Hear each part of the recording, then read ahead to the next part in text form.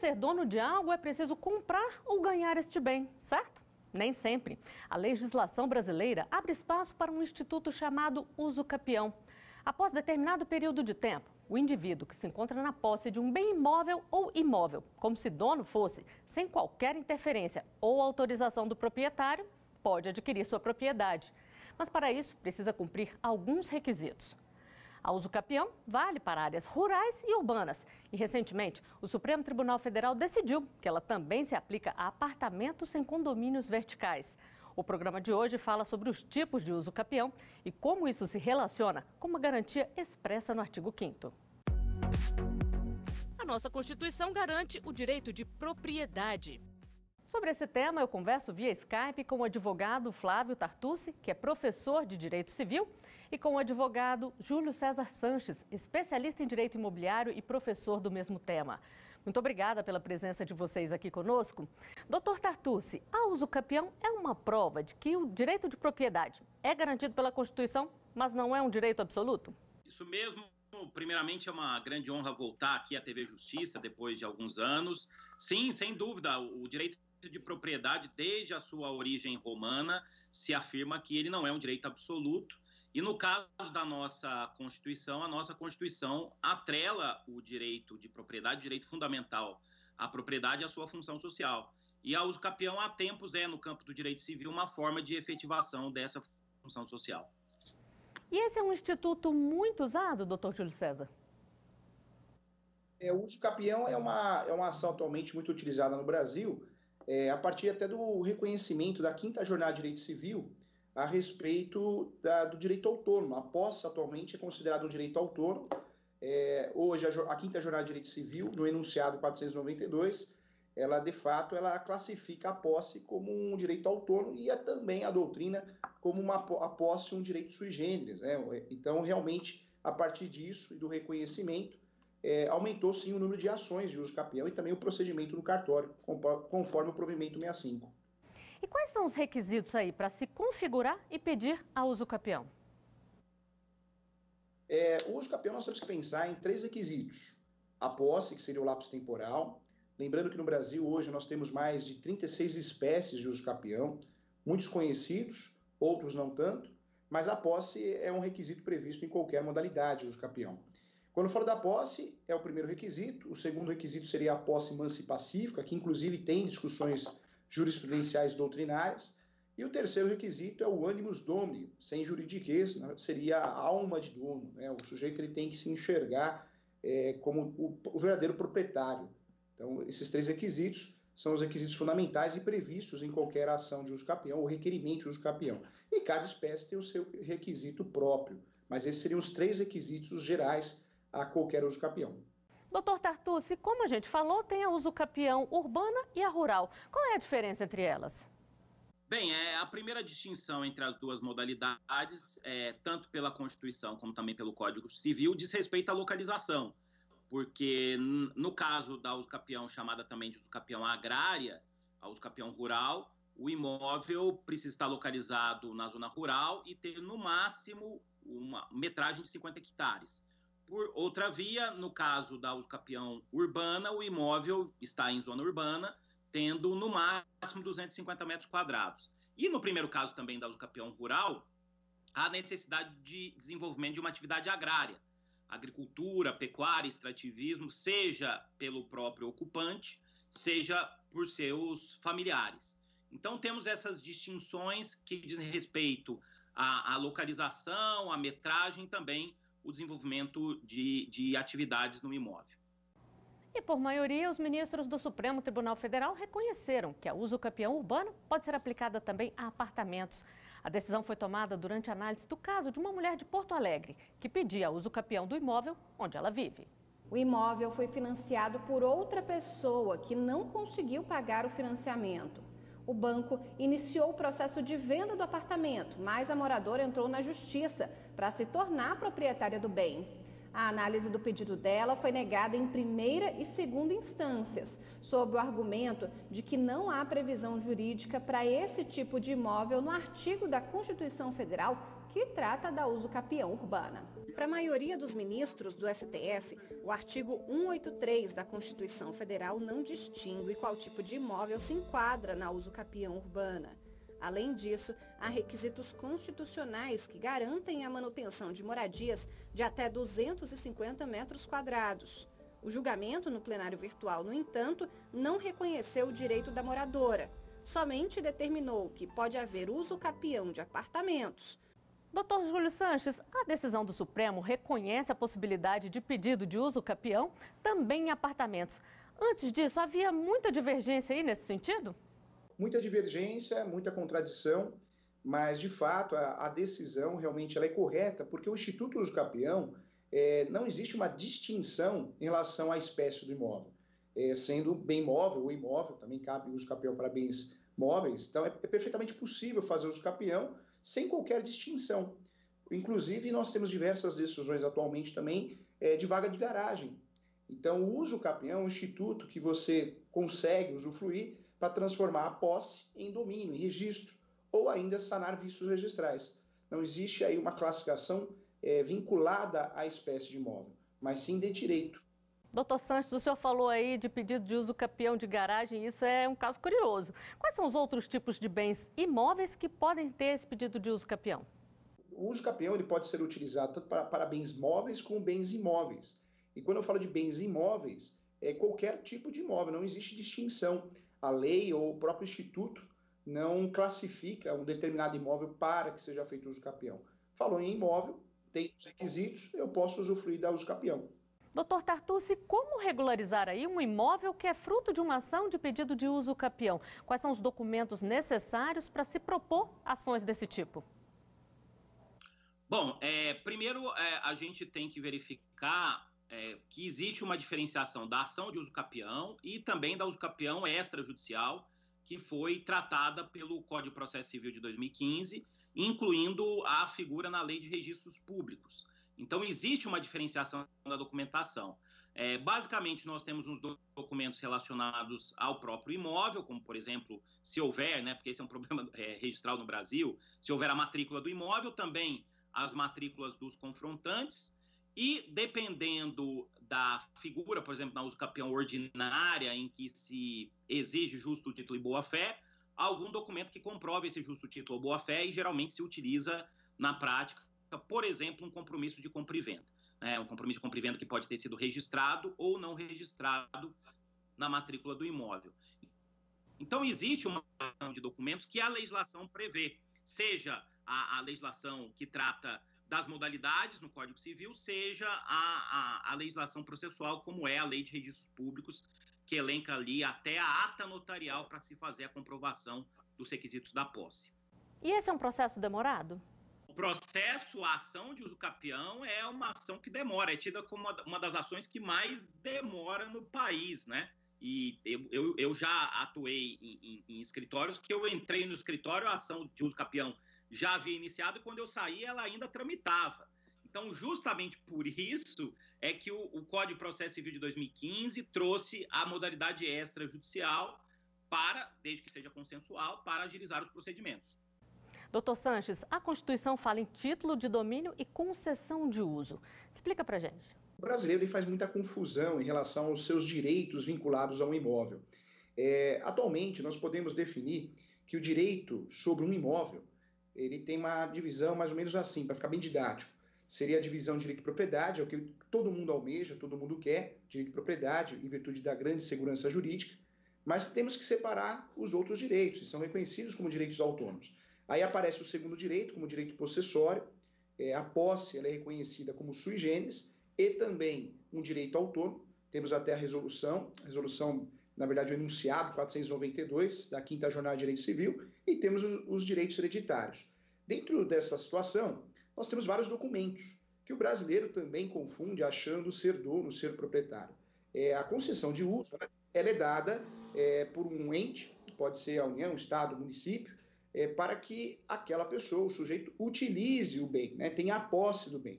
Mas isso não pode ser confundido como título de propriedade, porque o título de propriedade é uma coisa só.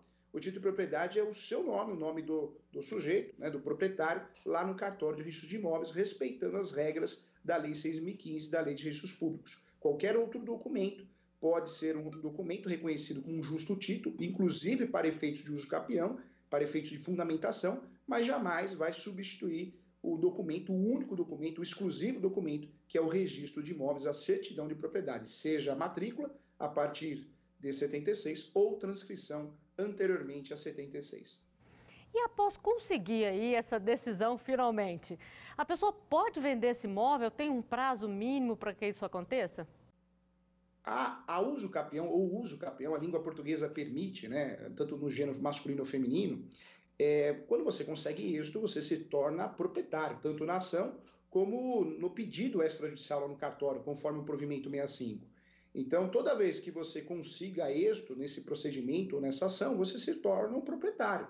E a partir daí você pode vender, pode transacionar o imóvel. Não existe uma carência. A legislação brasileira não define uma carência, algo que você fique preso, né, um período que você não possa fazer a alienação desse bem. Não existe isso de fato, uma vez que a aquisição através de uso capião é uma forma originária de aquisição de propriedade, quando a ação declaratória, quando o requerimento também usufruindo desse procedimento originário. Então, não existe um vínculo, você não fica preso a um período para ter decisões sobre o imóvel. Uma vez que você consiga êxito no procedimento, ganhar a ação ou deferimento do procedimento extrajudicial, você pode fazer o que você quiser com esse imóvel, porque o imóvel é seu, você tem a propriedade desse imóvel.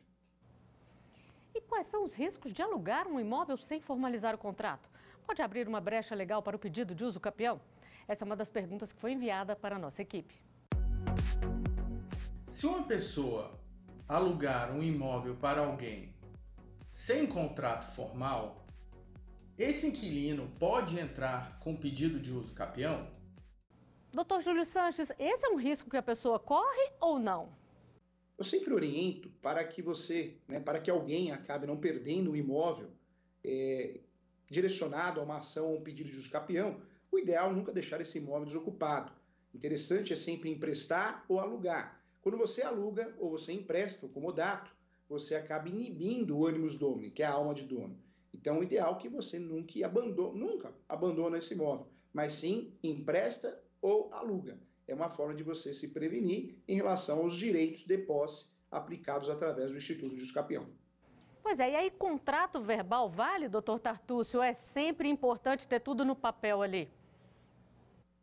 Olha, o contrato verbal, ele é válido e eficaz, se ele puder ser aprovado, vale para os fins que o doutor Júlio mencionou.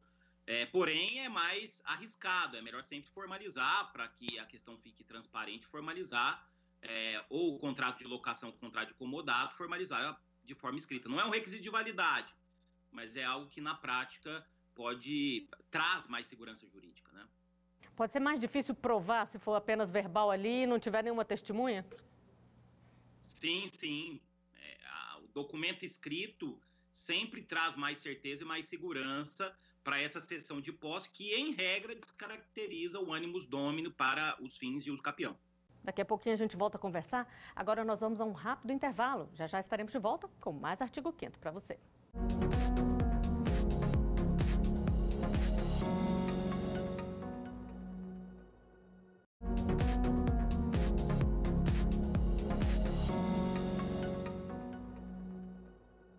O Artigo 5º está de volta. No programa de hoje a gente fala sobre uso capião.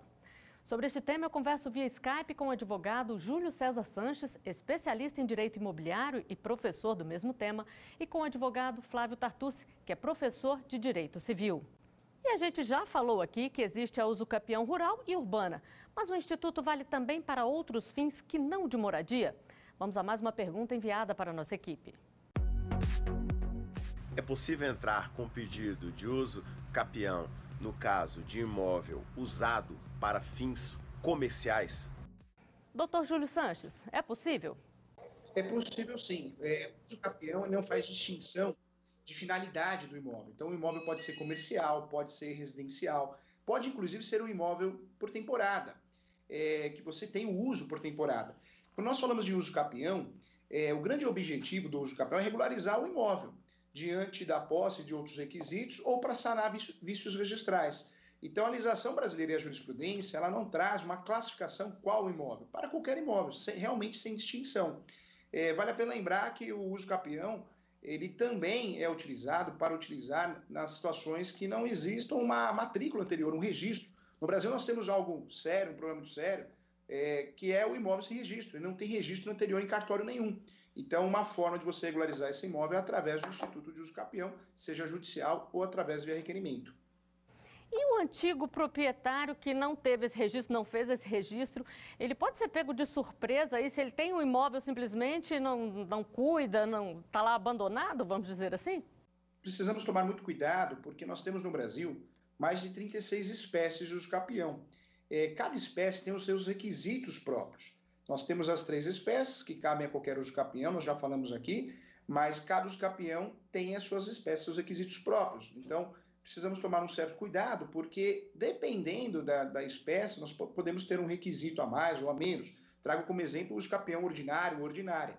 Tem um requisito, que é o justo título. Nós temos que apresentar um documento de justo título. Pois é, doutor Tartucci, que tipo de cuidado um proprietário deve ter? Por exemplo, ele compra um terreno fora da área onde ele vive, acha que está lá valorizando, esquece aquilo lá para depois viver com o tempo. Pode correr esse risco? Que tipo de cuidado ele deve ter? O primeiro aspecto que eu falei já no início do programa é a questão da função social da propriedade, dar uma destinação a esse bem, né? A função social tem um intuito negativo de não trazer lesões a terceiros, mas também tem um intuito positivo, quer dizer, de dar uma destinação. E uma alternativa que até foi pontuada pelo professor Sanches é justamente você ter uma cessão dessas áreas para afastar a uso capião.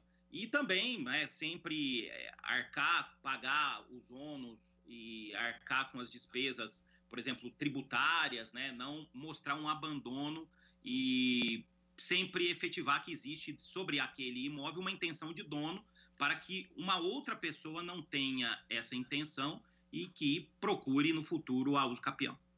Pois é, o senhor falou aí da questão tributária. Se a pessoa que é a proprietária, ela está ali pagando direitinho o IPTU, todas as taxas, mesmo que ela não esteja lá vendo e verificando se tem alguém que por um acaso invadiu, ela está se precavendo? Essa é uma boa pergunta. A jurisprudência, e agora a jurisprudência do STJ, tem analisado muito a questão daquilo que se denomina como melhor posse.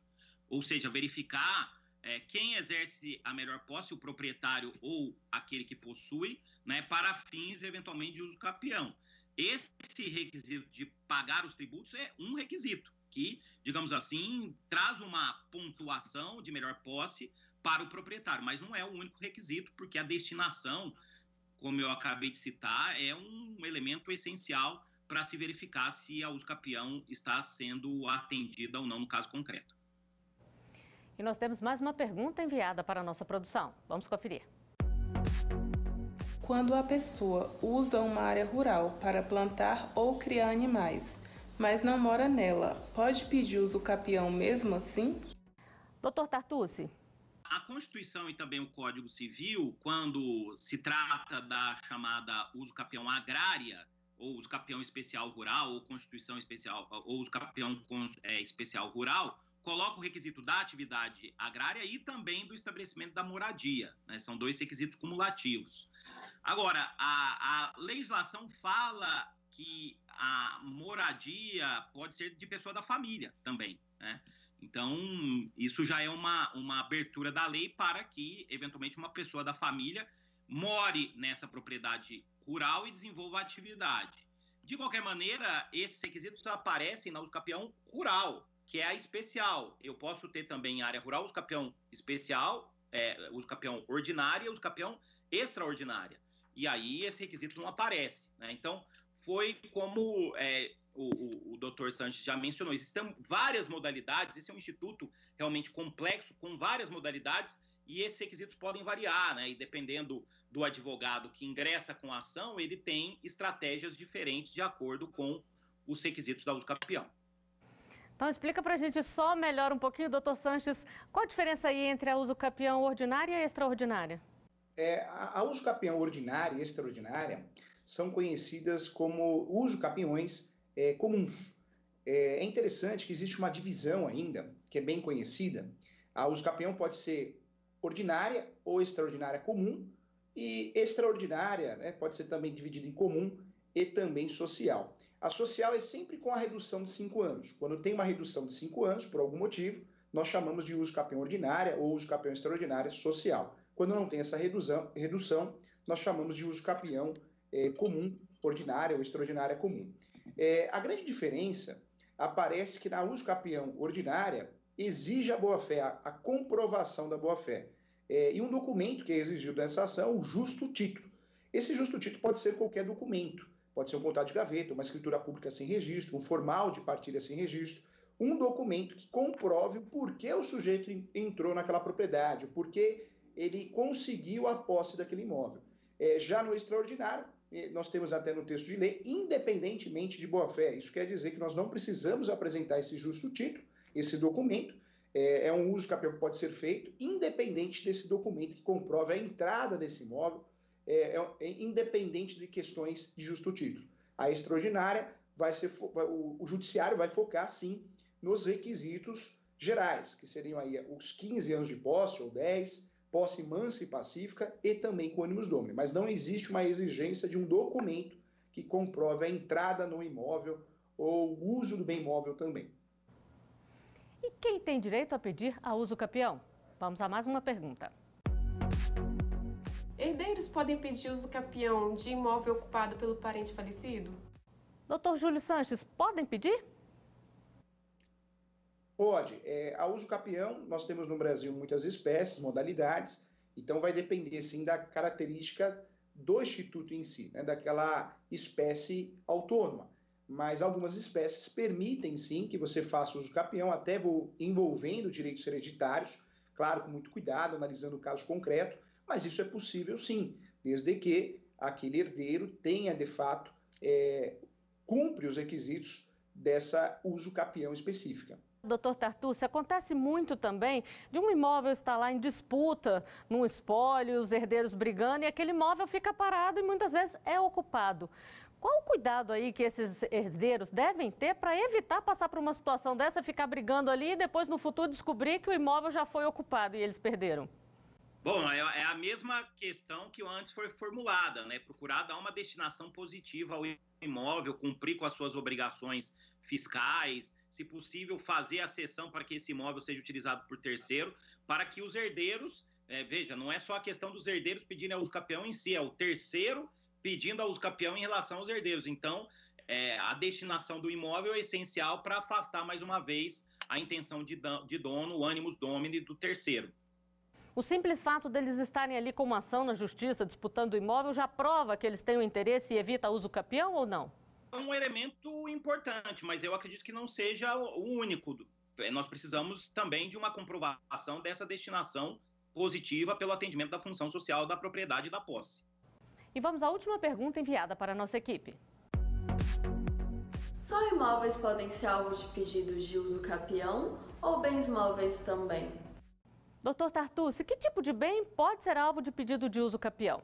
Bom, qualquer bem, seja bem imóvel ou bem móvel, pode. Nós temos a uso capião mobiliária ordinária, uso capião mobiliária extraordinária. E há tempos a jurisprudência admite essa uso capião, e eu cito aí uma súmula antiga do STJ, a súmula 193, que tratava em tempos remotos da uso capião de linha telefônica. Sim, nós tivemos esse debate no passado, de uso capião de linha telefônica, porque a linha telefônica tinha um valor. E não é só a propriedade que admite a uso capião. Há a possibilidade de uso capião de um outro direito real, como a superfície, o usufruto e até o direito de laje, o novo direito de laje, tem se entendido conforme um enunciado aprovado na 8ª Jornada de Direito Civil, né, do Conselho da Justiça Federal, que a laje pode ser objeto de uso capião. Explica melhor para a gente aí esse direito de laje. Uma pessoa que construiu ali em cima do imóvel? Isso, a laje é um direito real que foi incluída no Código Civil e há uma concessão de uma superfície superior do imóvel, né? É um direito real de gozo ou fruição, pelo menos na posição doutrinária que eu sigo. Tem até matrícula própria pela legislação e é possível também a uso capião do direito real de laje. É usual também esse pedido de uso capião de bens móveis, porque a gente ouve muito falar de terra, de imóvel, casa, apartamento. Também é possível um carro, por exemplo? É possível, sim. Nós já tivemos uma situação na prática da advocacia que um sujeito foi para os Estados Unidos, deixou um carro no estacionamento, como ele não tinha pago o valor, né, da estadia do estacionamento de forma adiantada, o que aconteceu? Depois de muitos anos, o proprietário do estacionamento fez a ação de uso capião, uma ação de uso capião, teve êxito na ação de uso capião e o dono do estacionamento passou a ser o proprietário desse veículo, na época um veículo importado, né, antigo, mas importado. Então, existe sim essa possibilidade, é possível fazer uso capião de carros, motos, caminhões e outros bens considerados bens móveis. Agora, a gente falou aqui que esse processo demora muito. Nesse caso também é demorado porque aí o bem se deteriora, né? Todo o processo de uso capião ele é complexo. O próprio judiciário exerce uma função diferenciada, né? O judiciário ele fiscaliza aqueles requisitos para declarar esse direito. Então, a ação em si de uso capião ela já é uma ação demorada em virtude disso. Tudo depende muito do estado, da região, do caso concreto, mas normalmente são ações demoradas, ações que ultrapassam aí a 3 anos. E nesse caso é o mesmo tipo de documentação que é pedido da uso capião de imóveis? Sim, na verdade, no uso capião de bem móvel, os documentos necessários, a ideia, né, é trabalhar sempre com as provas da posse, mansi pacífica, animus domi. Então, a ideia é a mesma, são documentos parecidos, sim. Bom, muitíssimo obrigada pela entrevista de vocês aqui. O nosso programa está chegando ao final. Dr. Júlio Sanches, Dr. Tartucci, muito obrigada pela presença de vocês. E eu agradeço também a sua companhia. Você pode rever os nossos programas pelo site da TV Justiça ou no nosso canal no YouTube. Saúde para todos nós e até o próximo artigo 5º. Tchau!